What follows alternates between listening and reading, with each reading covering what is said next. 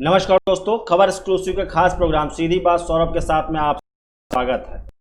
रोजाना की तरह मैं आज भी आपसे अहम मुद्दों पर ही बात करूंगा। कल मेरा प्रोग्राम था कि इतिहास बदलते बदलते कहीं भविष्य ना खा जाए, तो बहुत सारे लोगों ने मुझे कमेंट किया कि आपको शायद पता नहीं है, आपको फिर से स्टडी करना चाहिए या समझना चाहिए, पढ़ना चाहिए, उसके बाद में इस पर बहस करना चाहिए, क्योंकि आप जो बातें कह रहे हैं वैसा नहीं। उत्तर प्रदेश में बहुत सारे कंपनियां आ रही हैं, बहुत सारे लोग इन्वेस्ट कर रहे हैं, रोजगार हो रहा है, बहुत तमाम चीज़ें हो रही हैं। तो शायद वो मेरा कल का टॉपिक समझ नहीं पाए। मेरा कहने का मतलब ये था, मैं ये कहना चाह रहा हूँ कि जब कोरोना काल में इतना सब कुछ हो रहा है, बहुत सारी समस्याएं हैं, जब जितनी रोजगार जनरेट किया जाए उतने भी कम पड़ रहे हों, ऐसे वक्त में ज़रूरत किस बात की है? क्या मुगल जो गार्डन बन रहा था, संग्रहालय बन रहा था, उसमें एक्स्ट्रा बजट देने की आवश्यकता थी? क्या एक्स्ट्रा बजट देने की कोई ज़रूरत थी? नहीं था। इतिहास को, अगर इतिहास गलती की गई है, इतिहास ने गलत हुआ है, अभी तक की कुछ चीज़ें गलत है, और मैं कह भी रहा हूँ ये चीज़ की जो आक्रांताओं के नाम से उसको बदलिए, उसको ढहा दीजिए, मकबरे हटा दीजिए, सब कुछ करिए, सब कुछ अच्छी बातें और होना भी चाहिए ये चीज़ें। लेकिन जिस तरीके से जो बातें अभी कही जा रही हैं, जो चीज़ें हो रही हैं, और अगर आप लोगों को मैं थोड़ा सा पीछे जाऊंगा, ज़्यादा पीछे नहीं जाऊंगा, मैं आपसे बस इतना कहूंगा कि आप थोड़ा सा, जब लॉकडाउन स्टार्ट हुआ था, जब कंपनियां बंद हो रही थी, ऑफिस बंद किए जा रहे थे, क्लोज किए जा रहे थे कोरोना की वजह से, उस वक्त में जो चीज़ें आपके सामने नज़र आ रहा था, जो चीज़ें आपको दिख रही थी, मैं उस पर चर्चा कर लेता हूँ। उसी पर मुझे बता दीजिए कि उस वक्त में सबसे ज़्यादा पलायन करने वाले लोग कहाँ से थे? उत्तर प्रदेश से, बिहार से, इन्हीं जगहों से सबसे ज़्यादा पलायन करने वाले थे। और अगर उत्तर प्रदेश में योगी सरकार पिछले 3 सालों से है, तो वहाँ पर क्या परिवर्तन हुआ है, क्या बदलाव हुआ है? और जिन लोगों ने मुझे कमेंट किया था, वो लोग खुद से पूछें, उनके बच्चे क्या उत्तर प्रदेश में वो नौकरियाँ कर रहे हैं? आखिर उत्तर प्रदेश में नौकरी क्यों नहीं है? उत्तर प्रदेश में नौकरी क्यों नहीं कर पा रहे हैं? क्या दिक्कतें आ रही हैं, क्या समस्या आ रहा है? इसको तो समझना होगा ना, इसको तो हमें बताना होगा, आपको समझाना होगा, ये जानना होगा कि ये जो तरीके से आपको कहा जा रहा है पलायन का। अगर उत्तर प्रदेश की नौकरी, बिहार के डिप्टी सीएम है सुशील मोदी से पूछा तो उन्होंने कहा कि पलायन नहीं कर रहे हैं, हमारे प्रदेश के लोगों को मज़ा आता है, बाहर जाने में एंजॉय होता है, मतलब अपने परिवार से दूर रहने में एंजॉय होता है। पता नहीं, मुझे नहीं समझ में आता सुशील मोदी खुद क्यों नहीं बाहर निकले, क्यों अपने घर पे रह गए, नेताई करने लगे और ये सब चीज़ें करने लगे। अच्छी बात है, लेकिन जो मेरा कहना था, जो आप लोगों ने मुझसे सवाल किए थे, जो आप लोग कल मुझे कमेंट कर रहे थे, मैं उसी कमेंट पे आपके साथ आगे बढ़ूंगा। कि आप लोग कह रहे थे कि ये बढ़ाया नहीं गया, ये गलत आप कह रहे हैं। आप तो कह रहे हैं कि हिंदूवादी, आप कह रहे हैं कि ये गलत है, जो इतिहास में गलत हुआ था, मुगलों ने हमारे ऊपर राज किया था, अंग्रेजों ने हमारे ऊपर राज किया था, और आप कह रहे हैं कि उसको गलत है। मैं नहीं कह रहा हूँ गलत है, नाम बदलिए, लेकिन क्या नाम बदलने से नाम रोशन हो जाएगा? ये बताइए। क्या हमने मुगल म्यूजियम का नाम बदल करके अगर शिवाजी उसका संग्रहालय नाम रख देंगे तो उत्तर प्रदेश का नाम बहुत बड़ा हो जाएगा? और यहाँ के जो युवा हैं, जो तकरीबन 90,000 ऑफिशियली, जो कि खुद स्वयं सीएम योगी आदित्यनाथ ने कहा था कि 90,000 प्रवासी जो पलायन करके बाहर गए तो वो आएंगे इस प्रदेश में, वापस लौटने घर लौट रहे हैं, और मैं कोशिश करूंगा कि वो घर यहाँ से लौट ना पाएँ। लेकिन जैसे ही लॉकडाउन हटा है, उस सबसे पहले वो लोग वापस जाने लगे। क्या कहना था उनका? कहना ये था कि उत्तर प्रदेश में रोजगार ही नहीं है, नौकरियां ही नहीं है, कंपनियां ही नहीं है, तो कैसे करें? अब जहां तक आपको मैं बता दूं, आपकी जानकारी के लिए, हर साल बिजनेस समिट का आयोजन किया जाता है उत्तर प्रदेश में, और तमाम ऐसे लोक लुभावन चीज़ें आपको बता दी जाती है कि भैया ये आ रहा है, ये आ रहा है, ये आ रहा है, तमाम चीज़ें आपको समझा दी जाती हैं। आता क्या है? अगर मैं एक अनपढ़, मैं एज अ पत्रकार आपसे ना बात करूं, एज अ उत्तर प्रदेश का एक नागरिक बात करता हूं, तो आप बताइए आपके आसपास में कौन सी कंपनी लग रही है? आपके आसपास में ऐसा कौन सा उद्योग लग रहा है जिससे आपको ये लग रहा है कि वहां से जनरेट हो जाएगा? और आप अपने घर को भी देखिए कि आपके बच्चे बाहर क्यों जा रहे हैं, बेंगलोर, चेन्नई, मुंबई, दिल्ली, यहाँ पर जाकर के नौकरियां क्यों जा रहे हैं परेशान होने के लिए? अगर यहाँ पर रोजगार है तो आखिर क्या मजा आ रहा है? उत्तर प्रदेश में या बिहार से लोगों को बाहर जाने में मज़ा आता है। भोजपुरी इंडस्ट्री जो कि उत्तर प्रदेश और बिहार में काफ़ी डेवलप हो रही है, यहाँ के स्टार उसमें आते हैं, लेकिन वो स्टार जा करके मुंबई रहना पड़ता है। क्यों? क्योंकि आप यहाँ बहुत अच्छी फिल्म की इंडस्ट्री नहीं है, आप फिल्म इंडस्ट्री डेवलप नहीं कर पा रहे, तो यहाँ पर संसाधन आप नहीं दे पा रहे हैं। तो तमाम बातें, जो बातें आप कल कह रहे थे मुझसे, तमाम लोगों ने, मेरे कुछ दर्शकों को मुझे नाम याद है, दर्शकों का नाम लेना चाहूँगा, राकेश श्रीवास्तव हैं। उन्होंने कहा कि आपको नहीं पता, इतिहास से वर्तमान सीखता है और भविष्य निखरता है। मैं मानता हूँ इतिहास से सीखता है, स्कूलों में इसका मतलब आपने पढ़ाया नहीं, तो क्या अब तक 70 साल से जो हमें इतिहास पढ़ाया जाता वो गलत था, वो गलत बताया जाता। आप इतिहास बदल देंगे। अगर मुगलों ने हमारे ऊपर शासन किया है तो शासन किया है, ये इतिहास है, ये यूनिवर्सल ट्रुथ है। लेकिन अगर आप उसका नाम बदल दें और इससे कह दें कि हमारे ऊपर मुगलों ने शासन नहीं किया, मुगलों ने हम पर हुकूमत नहीं, तो ये गलत नहीं होगा, ये कहीं झूठा नहीं साबित हो जाएगा। आपको मानना पड़ेगा हाँ किया है, ठीक है। हमारा इतिहास बहुत गौरवशाली रहा है और हमको उसको प्राउड है और सभी को प्राउड होना भी चाहिए। लेकिन जो मुगलों ने हम पर किया था, नाम बदलिए, बेशक बदलिए, शौक से बदलिए, इसका पूरा समर्थन खबर एक्सक्लूसिव करता है और हम सभी लोग करते, देश का हर एक नागरिक करता है।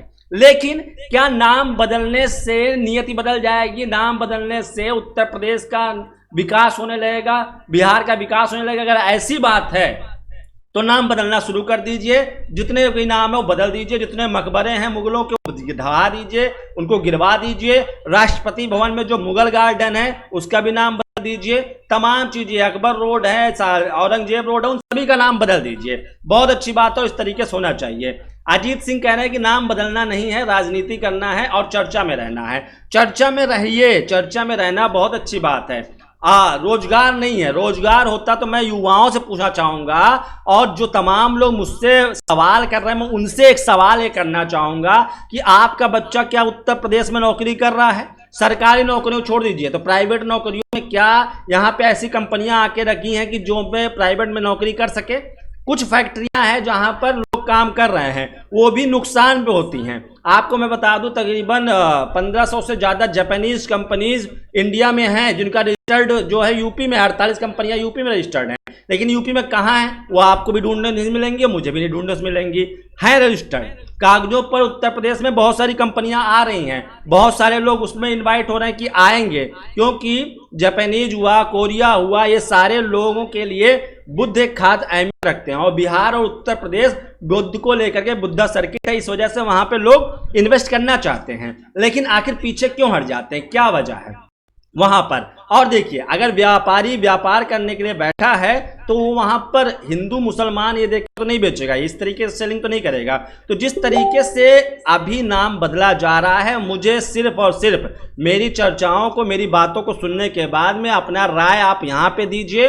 और जो मेरी बात सुनने के बाद में कमेंट करते हैं उनके लिए मेरा ये सवाल है कि खाली इस सवाल पे गौर फरमा दें कि क्या उन्हें अपना शहर छोड़ करके नहीं जाना पड़ा था? अब बहुत सारे लोग मुझे एग्जाम्पल ऐसा दे लेंगे, भगवान को भी अपना घर छोड़ना पड़ा था, वो भी बाहर गए थे। तो इसका मतलब ये नहीं कि रोजगार नहीं था, रामराज नहीं था, तमाम चीजें ऐसी नहीं थी, मैं ये नहीं कह रहा हूं। लेकिन उत्तर प्रदेश में चलिए मान लिया कि आपका बच्चा बाहर जाता है, तो क्या उत्तर प्रदेश में भी बाहर से लोग आते हैं? और जब लॉकडाउन की स्थिति हुई, जब सब कंपनियां अपने आप को क्लोज कर रही थी, तो उस वक्त में सबसे ज्यादा यूपी और बिहार के परेशान हुए, सबसे ज्यादा बदहाल हुए। कभी आपने सुना कि गुजरात में लौट रहे मजदूरों के पांव में छाले पड़े या मर गए या कुछ भी हुआ? वहां कंपनियां आई और धरातल में देखने को मिली भी।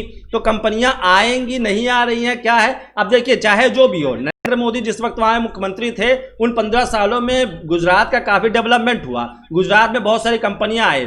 लोगों का आरोप रहा कि प्राइवेट सेक्टर में बेच रहे हैं, ये कर रहे हैं, वो कर रहे हैं, मतलब एक तरह से देश बेचने का काम कर रहे हैं। देश नहीं बेच रहे हैं। आज गुजरात में ये सुदृढ़ता है, गुजरात के अंदर में लोग गुजरात से बाहर नहीं निकलना चाहते हैं। गुजरात में उनके बहुत सारी नौकरियां उनके पास तमाम है।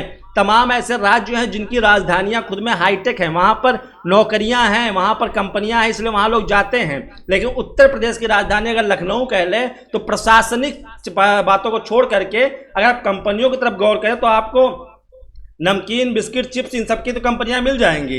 लेकिन अगर आपके कोई बड़ी कंपनी हो जिसमें बहुत सारे रोजगार जनरेट होते हों और जितनी सारी ट्रेनें भर करके उत्तर प्रदेश और बिहार से मुंबई के लिए जाती हैं, चेन्नई के लिए जाती हैं, कोलकाता के लिए जाती हैं, वो ट्रेनें ना जाएं, उसमें लोग आराम से जा रहे हों और खाली घूमने के पर्पज से जा रहे हो, चलिए काम करने के पर्पज से जा रहे हो, सीखने के पर्पज से जा रहे हो, सीखने के बाद में आकर के वो अपने इलाके में काम करें। आज के समय में मेरे सामने तो ऐसी बहुत सारी तस्वीरें हैं, मुझे नहीं पता आप लोग कमेंट करते हैं, आप लोग सामने तस्वीरें हैं या नहीं हैं। बहुत सारे लोग जो मुंबई अब नहीं लौट सकते, उनको लगता है कि अब लौटना बहुत नुकसानदेह हो, तो उनको समझ में नहीं आ रहा है करें तो करें क्या, यूपी में रह के करें क्या? चाय की दुकान खोल लें लें, पकौड़ी बेचना शुरू कर दें, या क्या करना शुरू कर दें? क्या करें? कंपनी है नहीं, रोजगार क्या करें? और जो स्किल्स उन्होंने बाहर सीखी है वो इस स्किल का यहाँ पर यूज ही नहीं हो रहा है, यहाँ पे कोई इस्तेमाल ही नहीं, क्योंकि उसकी जागरूकता नहीं है, उसकी कंपनियां यहाँ पर नहीं है। तो करे क्या? मान लिया कि एक पत्रकार, अगर मान लिया उसकी नौकरी चली जाती है, तो क्या उत्तर प्रदेश में अपने यहाँ के पत्रकारों को नौकरी देने के लिए बैठी है? बहुत सारे पत्रकारों की नौकरी इस वक्त में दौरान में गई हुई है। मैं उनसे मिलता, मैं उनसे बातें करता हूं तो मुझे पता चलता है। अब मुझे नहीं पता कि आप लोगों की चर्चाएं आप लोग के आसपास नहीं आता है। मैंने कल जो आपसे कहा था कि ये आपको राजनीति और राजनेता ऐसी एक अफीम खिला रहे हैं कि आप एक स्वप्न में खो रहे हैं। आपको लग रहा है, आपको कहा जा रहा है कि 2000 करोड़ फलाना कंपनी इन्वेस्ट कर रहा है, ये इतना इन्वेस्ट कर रहा है, इतना इन्वेस्ट कर रहा है, इतनी कंपनियां आ रही हैं, लेकिन धरातल पर आ रही हैं कि नहीं आ रही वो आप देखना ही नहीं चाहते हैं। आपसे अगर कह दिया गया तो आपने मान लिया। वही वाली कहानी है कि अगर आपसे किसी ने कह दिया कौवा कान लेके चला गया, तो आप कान नहीं चेक कर रहे हो, आप देख रहे हो कौवा कहाँ गया। तो आपकी नजर कौवे पे है, आपकी नजर कान पे नहीं है।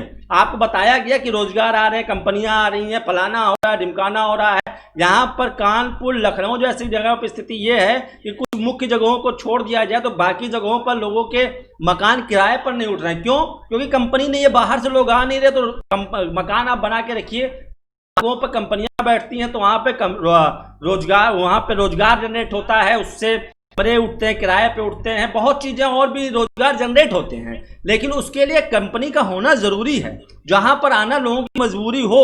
और मैं ये कह रहा हूं कि अगर आज उत्तर प्रदेश से बाहर निकल के लोग दिल्ली जाकर के नौकरी कर रहे हैं, मुंबई जाकर नौकरी कर रहे हैं, तो दिल्ली, मुंबई और सभी जगहों से क्या कभी उत्तर प्रदेश में भी कोई नौकरी करने के लिए आता है? ये तमाम सभी बातों को समझने की जरूरत है। पार्टी की सोच का चश्मा हटा करके, मैं ये नहीं कह रहा हूं आप किसी पार्टी की आइडियोलॉजी से चल रहे हो तो उस चश्मे को हटा करके हकीकत को देखने की कीजिए। मैं किसी चीज को गलत नहीं कह रहा हूं, आपका नजरिया गलत है। अगर मैं यही बात अगर कहीं और कह रहा होता तो हो सकता था किसी और को आपत्ति हो सकती थी। मेरी आपत्ति इस बात पे नहीं है कि मुगल म्यूजियम को आप शिवाजी म्यूजियम में तब्दील कर रहे हैं और वे दे रहे हैं। मेरा कहना यह है कि इस वक्त में जब कोरोना के टाइम पे नौकरियां, रोजगार और तमाम चीजों की समस्याएं हैं, ऐसे वक्त में इस तरीके की बातें करना क्या मजाक सा नहीं लगता है? ये ऐसा नहीं लगता सरकार आपको आपके दर्द में, जैसे एक तो कोड़ ऊपर, एक तो खाज हो, ऊपर से खुजली हो वाली कहानी हो जाए। मतलब एक तो आदमी परेशान, नौकरियों से परेशान है, अब उस बेचारे के पास में इतना कहाँ समय है कि आप मुगल म्यूजियम को आप ये कर रहे हो। ठीक है, अच्छी बात है, करना भी चाहिए और होना भी चाहिए, बदलाव बहुत जरूरी है। ये अब तक नहीं हुआ, उसका पूर्ववर्ती सरकार जो अब सवाल पूछ रहे हैं उनको जवाब देना चाहिए कि वही अखिलेश यादव जो निर्माणाधीन म्यूजियम था उसका नाम मुगल म्यूजियम आखिर किस आधार पर रखा था। समाजवादी पार्टी इस वक्त के मुखिया अखिलेश यादव को इस बात को जवाब देना होगा कि क्या इस वक्त में मुगल हमारे यहाँ पे हमारे लिए डेवलपमेंट का काम करके गए थे, हमारे लिए मसीहा बनकर आए थे, वो आक्रांता नहीं थे, उन्होंने हमें गुलाम नहीं बना रखा था, हमारे ऊपर शासन नहीं किया था। तो अखिलेश यादव को भी राजनीति बतानी पड़ेगी और आपको मैं सभी को बताने मुझे हिचक नहीं है। बहुत सारी पार्टियां मुस्लिम तुष्टीकरण की राजनीति करती हैं, लेकिन इस देश का मुस्लिम मुगल से नहीं है, इस देश का मुस्लिम मुगलों से नहीं है। मुगलों को आदर्श नहीं मानता है, मुगलों को अपना आइडियोलॉजी मानता है, लेकिन ऐसे तुष्टीकरण आपके सामने प्रेजेंट किए जाते हैं जैसे कि मुगलों के कुछ शासक हैं, मुगल शासक हैं कुछ, उनको ऐसे प्रेजेंट किया जाता है जैसे वो बहुत आदर्शवादी थे। ऐसा नहीं था। जैसे आपके सामने अकबर को ऐसे प्रेजेंट किया जाता है कि लगता है कि अकबर के पास में सिर्फ एक बीवी थी जिसका नाम जोधाबाई था और वो उससे बहुत प्यार करते थे। उनकी लव स्टोरी को आपको तमाम फिल्मों में, तमाम सीरियल्स में इस कदर दिखाया गया कि जोधा अकबर की एक अमर प्रेम कहानी आपको लगती है। लेकिन आपकी जानकारी लिए बता दूं कि जोधा के अलावा भी उनकी बहुत सारी रानियां थी और उसके अलावा उनके हरम में भी बहुत सारी महिलाएं हुआ करती थी। तो ये सारी बातें प्रेजेंटेशन आपके सामने, वही मैं कह रहा हूँ, आपके सामने क्या दिखाया जा रहा है और आप उसकी गहराई में उतर कर कुछ सच्चाई को समझने की कोशिश नहीं कर रहे हैं। आपको इतने सालों तक की इतिहास जो दिखाती रही सरकारें, जो आपको बताती रही, आप उस पर यकीन करते रहे, लेकिन आपने खुद नहीं सोचा कि क्या आज के वक्त में अकबर रोड क्यों है, मुगल गार्डन क्यों है, मुगलों के नाम पे चीजें क्यों बन रही हैं, बनने के बाद में आगे ही बन रही हैं। इस देश में बाबर मस्जिद की अगर मान लिया और ढाया गया, उसकी तो वो सबूत अभी 30 सितंबर को उसका फैसला होगा कि क्यों ढाया था, क्या हुआ था, उस पर नतीजा आएगा। लेकिन इस देश में जब बाबर के नाम को लेकर के लड़ाई लड़ी जाती हो और ये कहा जाता है हम बाबरी स्कूल खोलेंगे, बाबरी करेंगे, जो बाबर को भी अपना आदर्श मान रहे हो, वहां पर इतिहास को क्या समझ रखा है, इतिहास में क्या जानना चाहते हैं, वो थोड़ा सा दिक्कत है। तो मैं इतिहास के पीछे नहीं जा रहा हूं, लेकिन जो आक्रांता थे, जो अंग्रेज थे, जिन्होंने हमारे पर शासन किया, जो मुगल थे हमारे पर शासन किया, उन सभी के नाम से इस देश में शायद कोई चीज अब तक बची नहीं होनी चाहिए। उन सभी को तब्दील कर देना चाहिए। लेकिन तब्दील करने की प्रक्रिया कर रहे हैं योगी सरकार, मुझे अच्छा लगता है, ठीक है, अच्छी बात है, बदलाव होना चाहिए। लेकिन हर चीज का एक वक्त होता है, हर चीज का एक समय होता है। अगर जिस वक्त शहीद होता है, एक जवान शहीद होता है, आप उसके लिए गर्व महसूस करते हैं और चीजें होती हैं, लेकिन आप वहां पे जाकर के आपको गर्व के साथ अपना दुख व्यक्त करना पड़ता है कि इस देश लाल गया है, उसके लिए होगा। अब वहां पे ऐलान बहुत सारे होते हैं, आप ऐसी चीजें बातें कहते हैं जिससे उसके परिवार को एक संबल मिले, मजबूत हो, सशक्ति आए, उसके अंदर शक्ति आए, उसके हिम्मत आए। तो आज के समय में कोरोना काल में जब लोगों की नौकरियां चली गई हैं, लोगों के पास में नौकरियां नहीं हैं, लोग परेशान हैं, तो उनको मजबूत करने के लिए आप क्या कह रहे हैं कि मुगल जो म्यूजियम बन रहा था उसको शिवाजी म्यूजियम किया जाए, 142 करोड़ का और बजट दे दिया जाए, एक्स्ट्रा बजट दे दिया जाए और 6 एकड़ की जमीन दे दी जाए करीब करीब। तो इससे क्या सबल हो जाएगा? इससे जिसकी नौकरी गई उसको बहुत अच्छा लगेगा और बहुत खुशी से वो भाव विभोर हो जाएगा, उसको फिर से जंग लड़ने की हिम्मत आ जाएगी। चलो भैया, मुगल म्यूजियम को योगी सरकार ने शिवाजी म्यूजियम कर दिया, बहुत अच्छी बात है। अगर इससे सबल होता है तो अच्छी बात है। अजीत सिंह कह रहे नहीं है भाई, अगर होता तो आज अपना घर छोड़कर दिल्ली में 10,000 किराए के मकान में नहीं रहता। देखिए, अजीत सिंह खुद उत्तर प्रदेश से, वो कह रहे हैं कि मेरा घर खुद इतना बड़ा घर है, लेकिन मैं उसके बावजूद दिल्ली में रह रहा हूँ, रोजगार नहीं, इसी वजह से। राजकुमार गुप्ता जी कह रहे हैं इस वक्त आत्मनिर्भर भारत बनाने पर सरकार का ध्यान केंद्रित होना चाहिए, जिससे लोगों को रोजगार मिले। लेकिन मैं वही कह रहा हूँ, सिर्फ नारों से, सिर्फ नामों को बदलने से, अगर नाम बदल जाता है, नारे दे देने से चीजें बदलाव हो जाती हैं, तो मुझे लगता है कि अच्छी बात है। और जिस परिवर्तन को लेकर के आत्मनिर्भर भारत कहकर के कहते हैं कि इन्होंने ये शुरुआत की, वो तब भी शुरू करते थे, पहले भी शुरू करते थे। सरकार ने क्या मदद करना शुरू किया है, अच्छी बात है, मुद्रा लोन है, स्किल इंडिया, तमाम तरीके लोन की व्यवस्था की है। लेकिन आप उसको धरातल पे जाके देखिए, आप कागजों पे ना जाइए, आप धरातल पे जाके देखिए कि वो कितने मैक्सिमम लोगों के पास पहुंच रहा है, मैक्सिमम लोगों की कोशिशें कहां तक उनके तक पहुंच पाती है। आज जब बिहार में चुनाव होता है तो प्रधानमंत्री को बिहार याद आता है कि दरभंगा में एम्स बनवा देना चाहिए, यहाँ पे ये सुविधा करनी चाहिए, तमाम चीजें उनको उस वक्त याद आ रही होती है। बिहार में ये है, बिहार के वीर जवान बहुत थे, ये सब चीजें। हरियाणा चुनाव होता तो हरियाणा याद आता है, उत्तर प्रदेश होता है उत्तर प्रदेश याद आता है। बाकी दिनों में क्यों नहीं याद आता? बाकी दिनों में क्यों चीजें नहीं याद आती? बाकी दिनों में आपको याद आता है कि चलिए ठीक है, हम सरयू किनारे राम जी की 251 फीट की मूर्ति बनवाएंगे। आपको याद आता है स्टेच्यू ऑफ यूनिटी 3,000 करोड़ की बनाएंगे, सरदार वल्लभ भाई पटेल की मूर्ति बनवा देंगे। वल्लभ भाई पटेल कभी जिंदगी में अगर वो होते तो अपनी मूर्ति, इतनी बड़ी मूर्ति नहीं बनवाते, चाहे वो किसी की मूर्ति नहीं बनवाते 3,000 करोड़ की, क्योंकि 3,000 करोड़ में देश में बहुत कुछ विकास, डेवलपमेंट का काम हो सकता था। लेकिन नहीं, हमें वो नहीं चाहिए, उस पर हमारा फोकस नहीं है। हम लोग खुश हैं। मैं आपको आज भी कह रहा हूं, कल के एपिसोड में मैंने आपसे यही कहा था कि आपको ये राजनीति और राजनेता वो अफीम खिला रहे हैं कि आपके आगे एक चश्मा चढ़ गया है, जिसमें आपको खाली दिख रहा है कि विकास हो रहा है, विकास हो रहा है, लेकिन विकास नहीं हो रहा है, नौकरियां नहीं जनरेट हो रही हैं। उत्तर प्रदेश से 70 सालों से पलायन ही हो रहा है, लोग जहां के तहां जाकर के बस जा रहे हैं। क्यों? क्योंकि यहाँ नौकरियां नहीं है, किसी को अच्छा नहीं लगता। सुशील मोदी का मैं इंटरव्यू देख रहा था, एक उस इंटरव्यू में उन्होंने कहा कि हमारे यहाँ पलायन नहीं होता है, लोग एंजॉय के लिए बाहर जाते हैं, मजे के लिए। तो मुझे नहीं समझ में आता, सुशील मोदी जी आपने क्यों नहीं ऐसा एंजॉय किया? आप क्यों नहीं छोड़ के चले गए? आप नेता बन गए, आप पूछिए ना किसको अच्छा लगता है अपना परिवार छोड़ के जाने को, किसको अपना परिवार, अपना घर, सा घर छोड़ करके वहां जाकर के एक खोली में या फुटपाथ पर रहने की इच्छा करती है? अपने घर का दाल चावल रोटी सब्जी छोड़ करके किसको अच्छा लगता है बाहर बड़ा पाव इडली और डोसा खा रहा होता है? किसको अच्छा लगता है? अगर ये आपको कहते हैं कि ये एंजॉय के लिए जाते हैं, तो एक बार जाकर के उन लोगों के रहन सहन की व्यवस्था उन शहरों में देख कर आइए, जहां पर उनसे कंपनियां उनका बहुत ज्यादा शोषण करती हैं, 12-12 घंटे तक काम करवाती हैं और सैलरी के नाम पर वो रोटियां मिलती है जिससे ना वो खाली अपना पालन पोषण कर सकते हैं।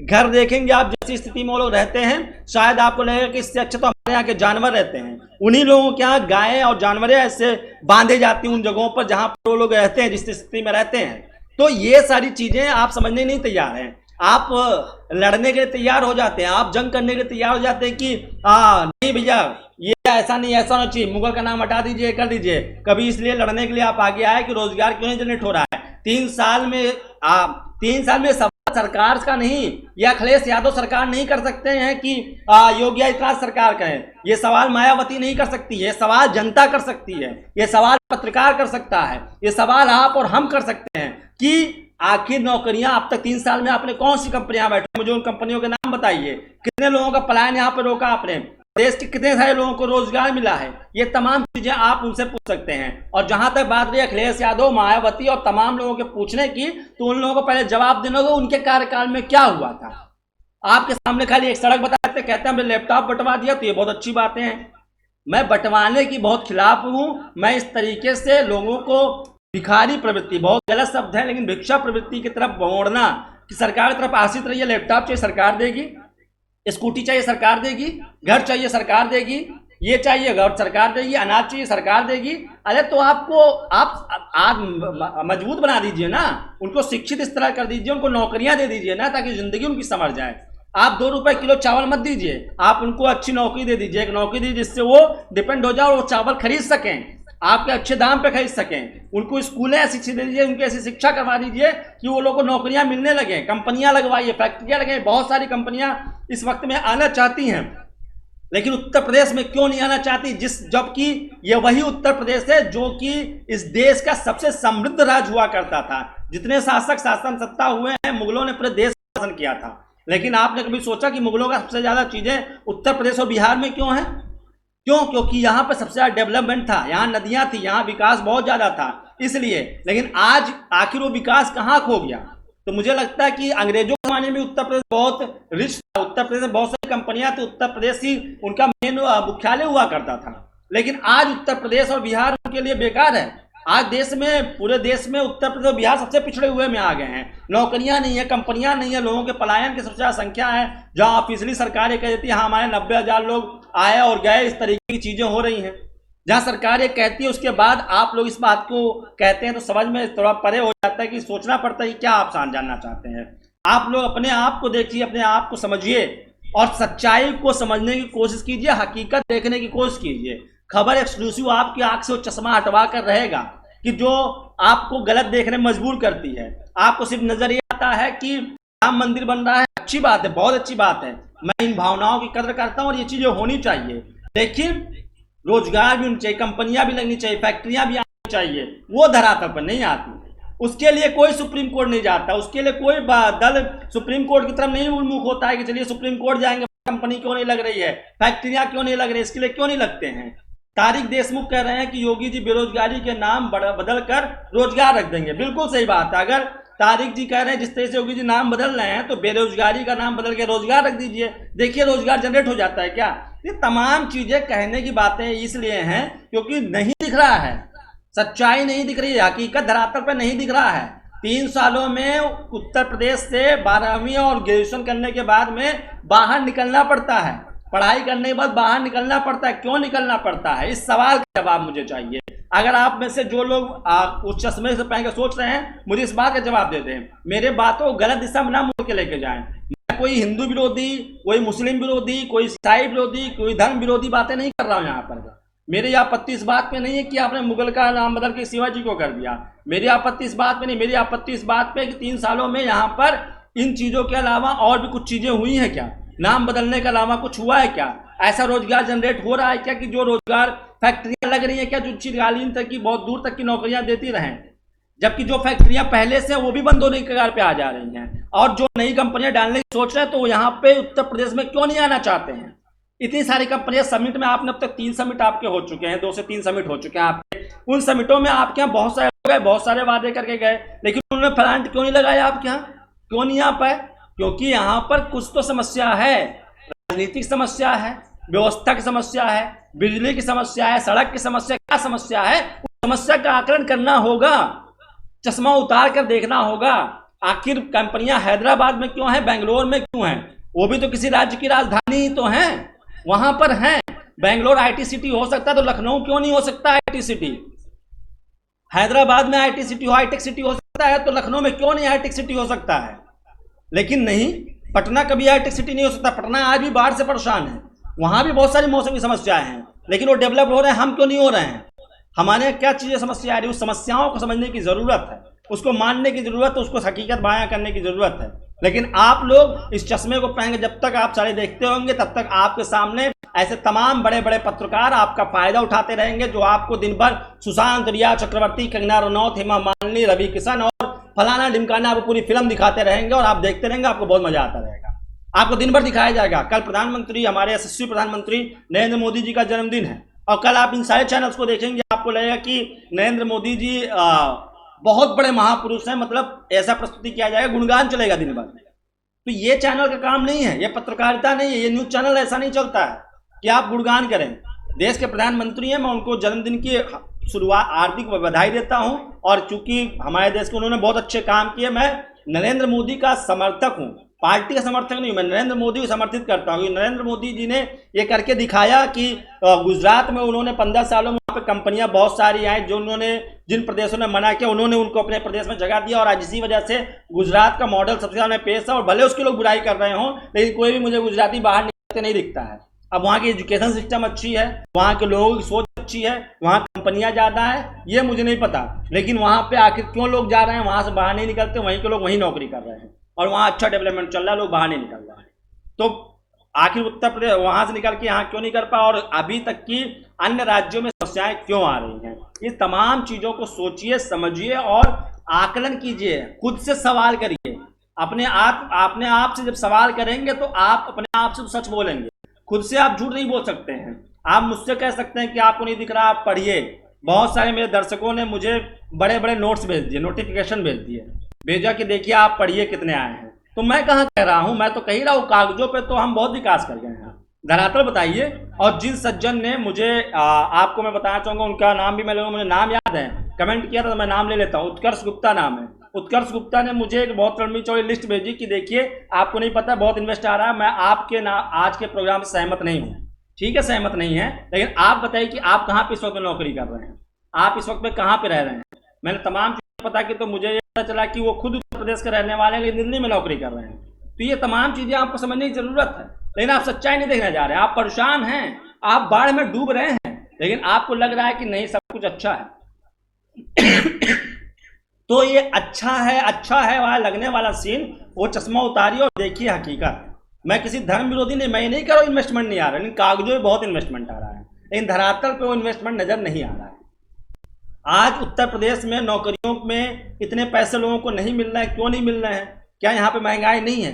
क्या वही कंपनी का प्रोडक्ट है आपको बेंगलोर में 20 रुपए में मिलेगा तो ये उत्तर प्रदेश में वो 5 रुपए में मिलेगा? नहीं, वो भी उसी रेट में मिलेगा। लेकिन जो बेंगलोर में आपको तनख्वाह दिया जाएगा, सैलरी दी जाएगी कंपनी की तरफ से, वो उत्तर प्रदेश में नहीं दी जाएगी। क्यों नहीं दी जाएगी? क्योंकि यहाँ पे उतना इनकम नहीं है। क्यों नहीं है? यहीं के लोग सबसे ज़्यादा मार्केट है, सबसे बड़ी आबादी का प्रदेश है, उसके बावजूद इस समस्याएं हैं। 3 समस्याओं को समझिए। कागज मैं ही बहुत दिखा सकता हूँ और कागजों को आपके सामने मैं प्रेजेंट कर सकता हूँ, लेकिन मैं एक आम आदमी की तरह आपसे बात करता हूँ, एक नागरिक, एक गाँव का आदमी बन के आपसे बात करता हूँ। आप मुझे बताइए कहाँ रोजगार है? पूरे के पूरे गांव खाली हुए पड़े हैं, लोग बाहर जाके नौकरियां कर रहे हैं, मुंबई बैठे हैं, परिवारों से मुलाकात होती है, साल साल भर बच्चे बड़े हो जाते हैं, उनको पता भी नहीं चलता है। इस तरीके से हो रही है। वो तस्वीरें आपने देखी हैं, उन चीज़ों को आपको नजर आता है कभी?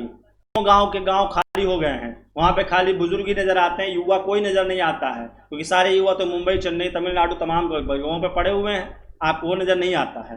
लेकिन आपको कागजों पे विकास नजर आता है कि 1600 करोड़ की इन्वेस्टमेंट हो रही है। आपके अखबारों में जब एक खबर आती है कि मुगल म्यूजियम का नाम शिवाजी म्यूजियम, आप बहुत खुश होते हैं और आप प्रफुल्लित होकर के अपने बैठे होते हैं, आप बेंगलोर, दिल्ली, चेन्नई तमाम जगहों में बैठे हुए नौकरी कर रहे होते हैं, लेकिन आपको प्राउड फील होता है कि उत्तर प्रदेश में देखिए मुगल म्यूजियम का नाम बदल शिवाजी कर दिया। अरे प्राउड तो तब होना चाहिए जब आपको ये लगे कि अच्छा देखो हमारे लौटने का वक्त आ गया है। भगवान राम भी लौट आए थे 14 साल के वनवास के बाद में, लेकिन आप इतना ज़्यादा बाहर रहते रहते बस जाते कि आप वहीं बस जाते हैं और आप यहाँ से डिपार्चर कर जाते हैं।